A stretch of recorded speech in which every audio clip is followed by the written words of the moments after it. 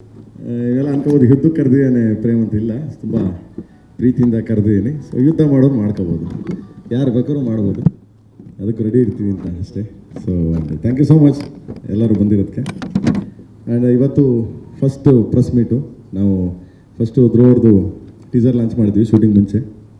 ಇವತ್ತು first press meet.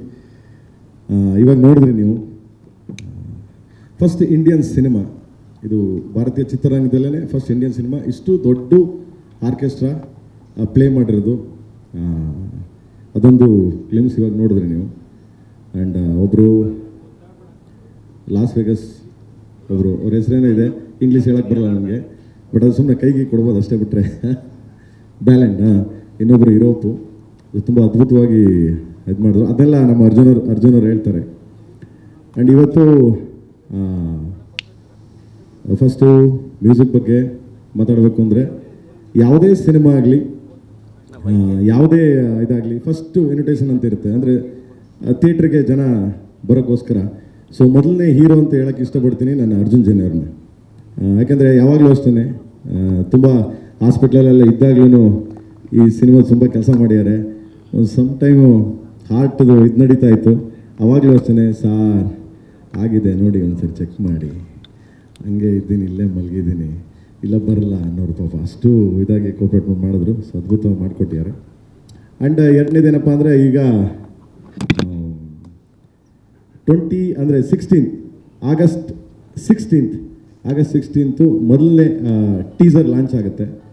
ಅದು ಇನ್ನೂ ಎಲ್ಲಿ ಮಾಡ್ತೀವಿ ಅಂತ ಇನ್ನೂ ಇದಿಲ್ಲ. ಸೊ ಐ ಥಿಂಕ್ ಮುಂಬೈ ಮಾಡ್ತೀವಿ, ವರಮಹಾಲಕ್ಷ್ಮಿ ಹಬ್ಬದ ದಿನ.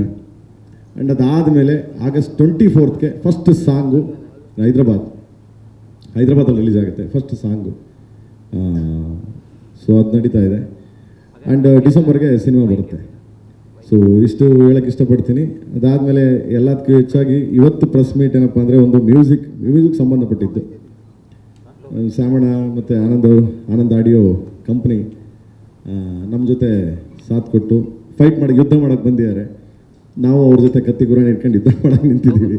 ಸೊ ತುಂಬ ಅದ್ಭುತವಾಗಿ, ಇವತ್ತಿನವರೆಗೂ ಯಾರು ಎಕ್ಸ್ಪೆಕ್ಟ್ ಮಾಡದೇ ಇರೋ ಒಂದು ಅದ್ಭುತ ಪ್ರೈಸ್ ಅಂತ ಹೇಳೋಕ್ಕಿಂತ ಹೆಚ್ಚಾಗಿ ಸೋಲ್ಡ್ ಆಗಿದೆ audio. And thank you Shyamanna, thank you Anand. And ಅದೊಂದು ರೆಕಾರ್ಡ್, ಅದು ಇಂಡಸ್ಟ್ರಿಗೆ ಹೈಯೆಸ್ಟ್ ರೆಕಾರ್ಡ್ ಅದು. So thank you so much. And then ಇಷ್ಟೆಲ್ಲ ಆಗೋಕ್ಕೆ ಕಾರಣ ಒಂದೇ, ಕೆ ವಿ ಎನ್ ಪ್ರೊಡಕ್ಷನ್ ನಮ್ಗೆ ಎಷ್ಟು ಸಾಥ್ ಕೊಡ್ತಾರೆ ಅಂತಂದರೆ, ಒಂದು ದಿವಸನೂ ಏನು ಅಂತ ಕೇಳಲಿಲ್ಲ, ಒಂದು ದಿವಸನೂ ಇಲ್ಲ, ಯಾಕಂದ್ರೆ ಜೊತೆಲೆ ಕೂತಿರ್ತಾರೆ. ಕೆ ವಿ ಎನ್ ಸ್ವಲ್ಪ ಆರಾಮಾಗಿರ್ತಾರೆ, ಎಲ್ಲ ಸುಪ್ರೀತ್ ಅವರು ಮೇಂಟೈನ್ ಮಾಡ್ತಾರೆ ಪೂರ.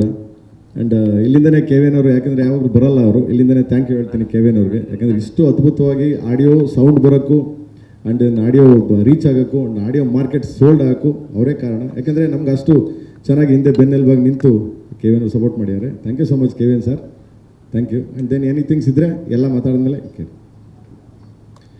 ಮಗನೇ, ಇವ್ರ ಕೈಲಿ ಮಾತಾಡಿಸ್ತೀನಿ ಕಂದ, ಬಿಡ್ತಾನೆ ಮಗ, ಯುದ್ಧ ಮಾಡೋಕ್ಕೆ ರೆಡಿಯಾಗಿ ನಿಂತಿದ್ದೀವಲ್ಲ ಮಗನೇ. ಓಕೆ, ಸೊ ದೆನ್ ಎಲ್ಲ ಮಾತಾಡಾದ್ಮೇಲೆ ಬೇಕಾದ್ರೆ ಏನು ಕೇಳಿದ್ರು ಮಾತಾಡ್ತೀನಿ. Thank you so much.